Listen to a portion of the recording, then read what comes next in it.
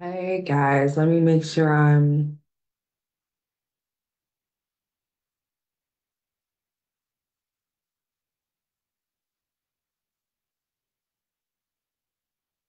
okay, guys. Let me make sure I'm live.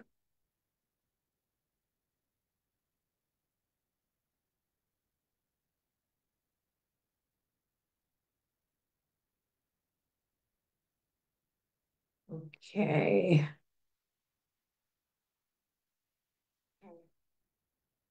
All right. Welcome to my live. I'm Kristen Nicole Mann, and I have been trying to get on live for like 30 minutes. Um, I'm gonna talk today about what you see in the description. Let me make sure I have everything on my screen. Okay, so unlock your career potential, the power of emotional intelligence, and soft skills. Let me drink my water first. I'm excited to talk about this because I think a lot of people are going through transition. It's not, I think, I know a lot of people are going through transition career-wise, and life in general. And this is an exciting topic for me because I actually have been operating in soft skills, like emotional intelligence. And I honestly don't think people understand the difference between hard skills, soft skills. What is emotional intelligence? Why should I use these things? What are they for? And so I really wanted to bring a workshop virtually on October 29th. It is 7 p.m. to 8:30 p.m. And you're probably wondering why a visual artist would like to teach you this stuff. Because as an artist, this is what we do. We have to lean into soft skills.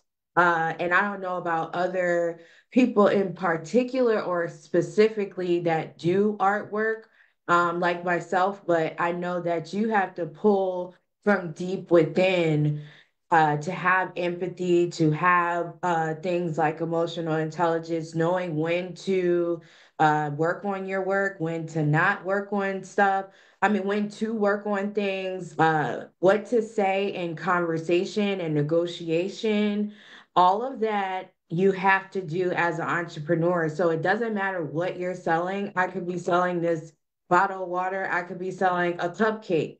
You need soft skills and hard skills.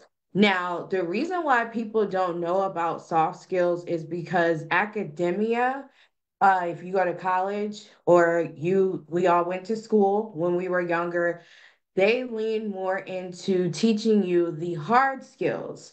So, what I'm going to go over right now is what are the different skills that people don't seem to separate. So let me pull my notes up. Okay, so I will actually start with what emotional intelligence means because lacking this actually keeps you and prevents you from those rooms that you may want to be in, may want to be a part of, those contracts, those conversations of these life-changing things. You might want to be a part of those rooms, and this could be preventing you from not being a part. So, emotional intelligence is the ability to understand, use, and manage your own emotions in positive ways to relieve stress, communicate effectively, empathize with others, overcome challenges, and diffuse conflict. So, when we talk about soft skills, everybody talks about soft life. A lot of women talk about soft life, not everybody, but a lot of women talk about soft life. And when you talk about soft life, they more so go towards like, I want to travel when I want to. I want to have, the pretty aesthetic. I want to be able to do what I want when I want, have an abundance of money, have a fine man, all that. But when you talk about soft skills, this is actually something totally different. And the word soft throws a lot of people off because they feel like they need to be a pushover, or they're supposed to be submissive in traditional job role, or in even in entrepreneurship, like you are supposed to go uh in a weak way, and that's not what soft skills mean. So soft skills, starting off, just giving you a couple, is adaptability, communication, problem solving, creativity. Now, let me stop there because I don't know if you knew that all these were soft skills so far, but the job market, the marketplace, all of that has changed and it continues to change. And we need communication, adaptability, problem solving, and creativity more than ever now. It's just opened up like it's a whole new world. And if you're unable to lean into those skills, you're really going to be suffering. I'm not going to sugarcoat it. You're going to be suffering, or you already been suffering because you're not learning these particular skills. Like, you need to sharpen it like a sword so that when you use it, it sticks. It actually cuts through. So the next is another one is teamwork, time management, leadership. Now we have a lot of people that, want to be a leader, call themselves a leader, but that's actually a skill. That's actually a skill. It's not just something that we wake up and say, I'm a leader. It's a skill set. So you have to know how to be that leader, be an example of being a leader, and have all these things that I just stated before. Active listening, that is a lost art. Now, when we're in conversation, and let's say, I'll give this example, like when people talk about certain topics like politics, religion, uh, it gets pretty frustrating, depending on who you're talking to. And sometimes we want to listen to respond. We don't want to listen actively, so we know exactly what the person is saying and where they're coming from, and that's a skill. When you can actively listen and not interrupt and not put your opinion in the middle of them talking, and you can actually regurgitate what they said and state something back to where it's clear, it's precise. That is a skill we all need, whether it's entrepreneurship or on a job. And I feel this wave of people that are trying to find jobs, or trying to look for new careers, or even trying to start a business, is that they don't look into the details of what these skills are so that they can know what their strong suits are and what their weakest suits are. So if I'm weak at organization, if I'm weak at time management, if I'm weak at leadership, these aren't things that are impossible to get to. These aren't things that you can't work on because you might be bad at it. No, it's something that you can put your best foot forward into practicing until that practice becomes like a lifestyle. And we, again, in school and college, we are introduced to hard skills more so than soft skills. And it's not saying that college don't go to college. I didn't say that. So for the people that's like, college taught me everything. Great. You probably went to a great college, but the academia rewards you for having hard skills. And I'm going to go over some of those. So hard skills could be copy copywriting, marketing, project management, communication again, data analysis, I don't even know how I'm saying that, but social media is a hard skill. Accounting is a hard skill. Now, you're probably wondering, like, should I have one set of skills or should I have both of these? You should honestly have skills on both sides.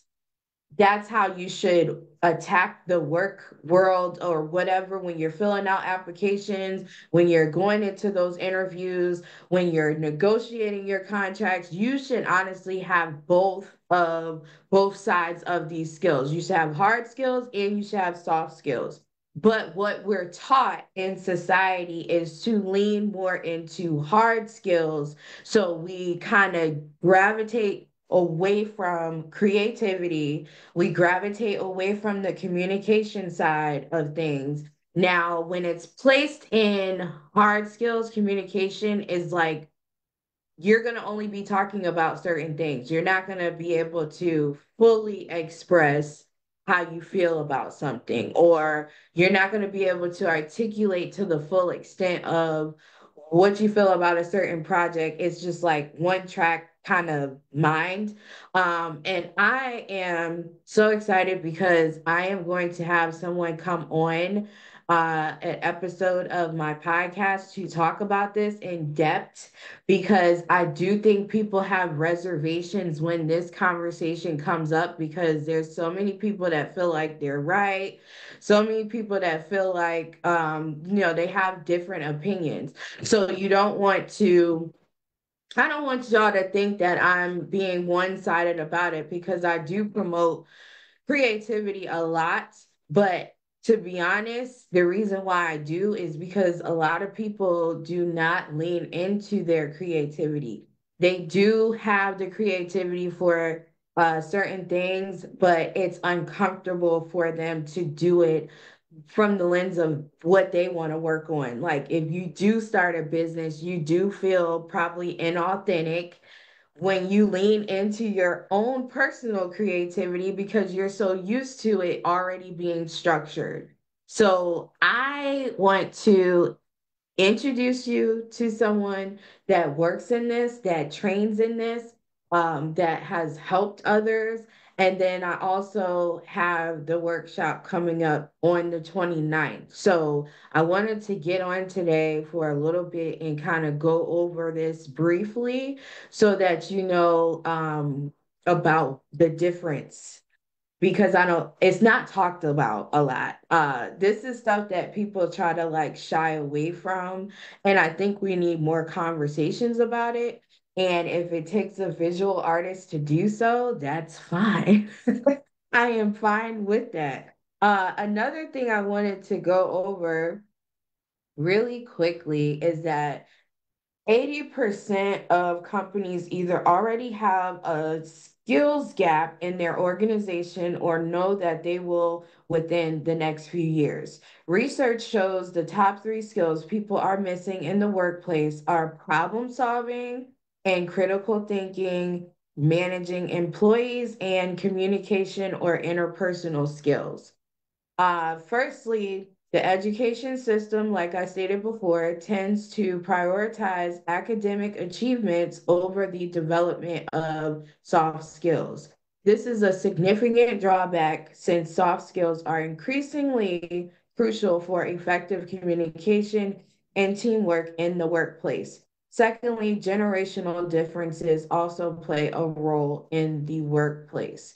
So, to stop right there, another reason why you probably have seen a lack of these soft skills and people perfecting them and working, hard on having both is we don't do a lot of group things anymore. We don't do a lot of group activities.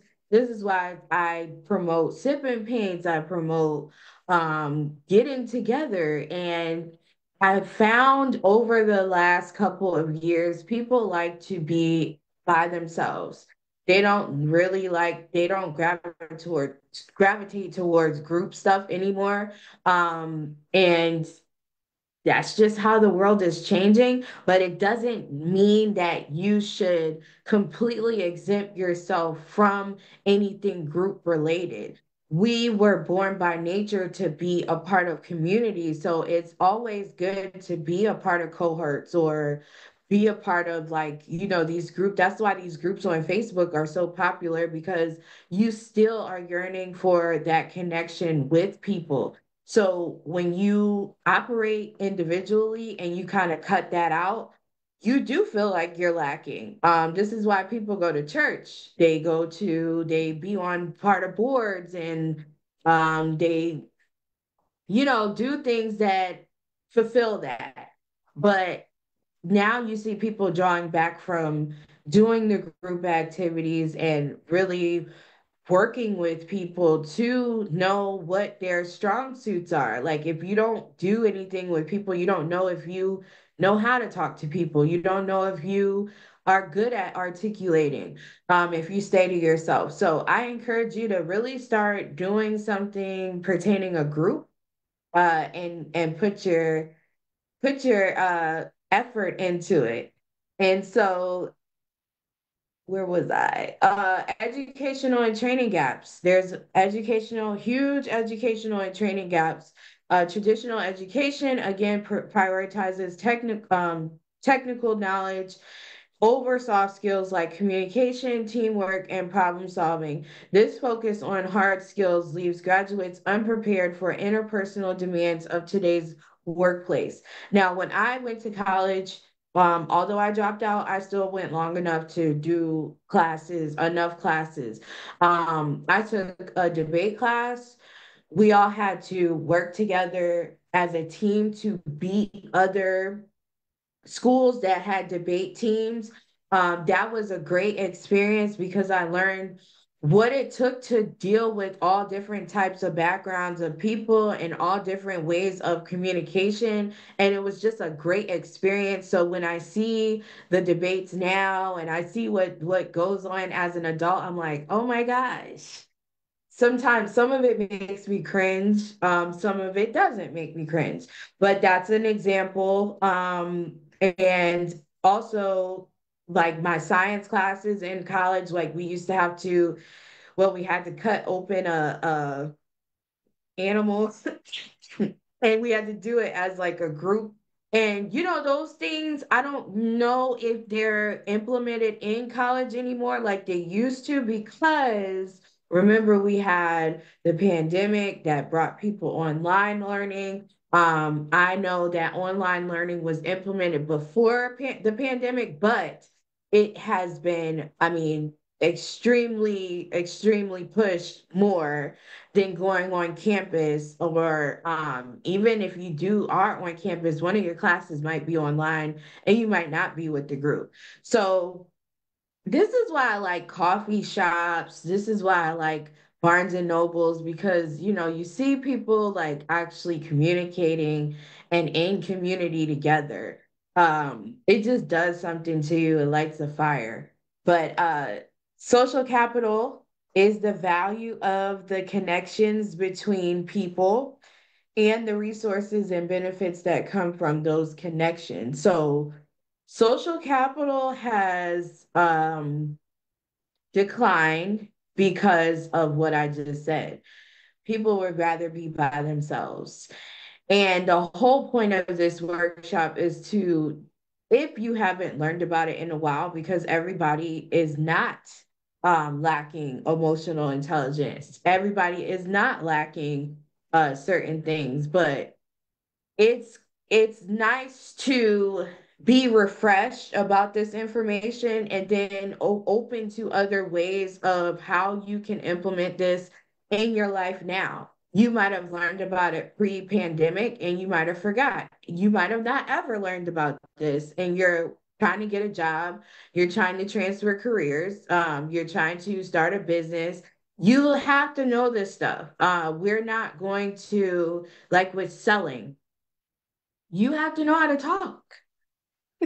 Like you can't get around some of these things. And I do feel people try to cut corners. I was one of them before.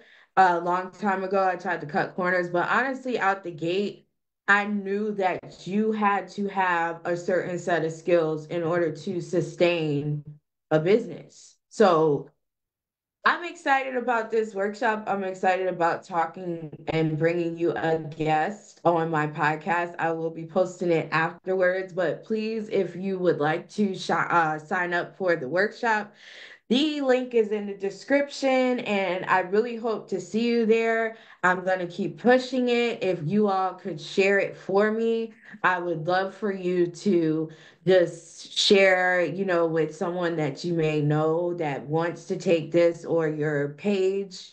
It doesn't matter. I'm grateful anyway. And I will be talking to you all soon. I hope this was beneficial. Let me make sure. Oh, last thing, because I don't want to rush too much to it, but the reason why soft skills are so hard, I'm gonna leave you with this. Without an understanding of who you are going to struggle with soft skills. So, without an understanding of self and how experience influences habits and soft skills, learning could make participants feel inauthentic and fake. The label soft misleads, giving the impression that these skills are somehow less important and less valuable than technical expertise. And I want to tell you, when I first started leaning into my own creativity outside of what I was used to, outside of the norm, it did feel inauthentic. It did feel fake. It felt gimmicky because I was like, is this really real life? Am I really doing this like for real, and not performing? And you got to question and ask yourself, are you performing and using these skills just to perform, or are you doing these because you actually worked hard and practiced on them and you want to make a change in this world? You got to differentiate the two. Even if you're working in a job, even if you have a career, like you don't have to be a business owner and only think about that when you start your own business. Practice it before. Practice it while you're working. So you can climb the ladder. It's not about who's better, who's got a better title. You can start these at home. You really can. Because creativity is something that we should all work on. Communication is something that we should all work on. Problem solving is something that we should all have. We should all have critical thinking, problem solving. This shouldn't be a lack. And for so many, it is. And that's because of various things. Like I said, the pandemic changed the trajectory of everything, social media, the way we communicate in text, all of that just chiseled away from us knowing and learning these skills. So, again, I'm excited still to introduce you to my guest. I will put it up after. Other than that, I don't have anything else to share. Just make sure you follow me, keep up with me, turn your notifications on. Also, you can follow my YouTube at Kristen Nicole Mann. This will be put up on there. And then I have my Instagram, same Kristen Nicole Mann. And I think that's it. So stay tuned for that, and I will be talking to you all soon. Have a blessed day. Bye.